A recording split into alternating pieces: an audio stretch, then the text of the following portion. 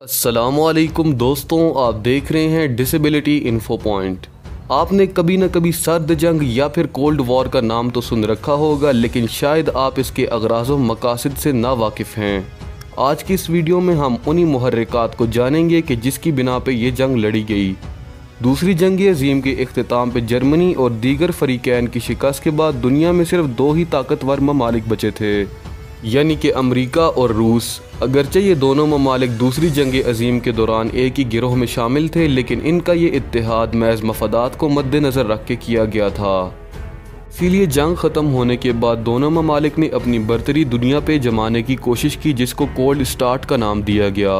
Cold war का ये दौरानिया सन 1947 से लेके सन 1992 तक कायम रहा। अगरचे ये जंग अमेरिका और रूस के दरमियान थी, लेकिन इन्होंने इस दौरान आपस में तो कोई जंग न की, लेकिन अपने नज़रियात दीगर ममालिक पे मुसल्लत करने के साथ साथ कई आलमी बहरान खड़े कर दिए, जिसमें Germany, Australia, Cuban middle crisis, Vietnam की जंग और अफ़गानिस्तान की जंग जैसे बहरान शामिल हैं।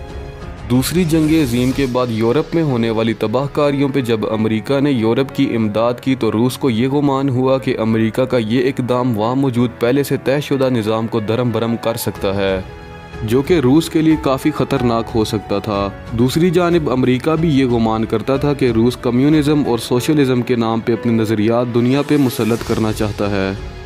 इस तरह ये जंग एक रिवायती जंग न थी, बल्कि नज़रियात की जंग थी। एक तरफ तो वो ममालिक थे जो कि अमेरिका के कैपिटलिस्ट निज़ाम के हामी थे, और दूसरी जानिब कम्युनिस्ट निज़ाम के हामी ममालिक रूस का साथ दे रहे थे।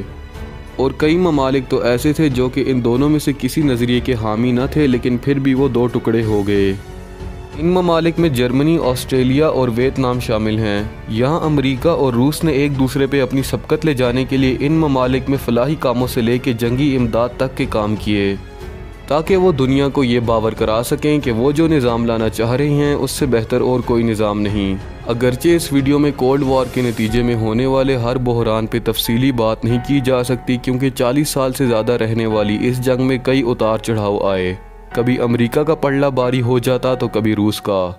लेकिन 1991 में इस जंग का इख्तिताम उस वक्त हुआ जब रूस कई हिस्सों में तकसीम हो गया और अमेरिका इस दुनिया में वाहिद सुपर पावर के तौर पर उभरा। इस जंग से पहले दुनिया मल्टीपोलर थी, यानी दुनिया में दो आलमी ताकतें थीं, यानी कि अमेरिका और रूस।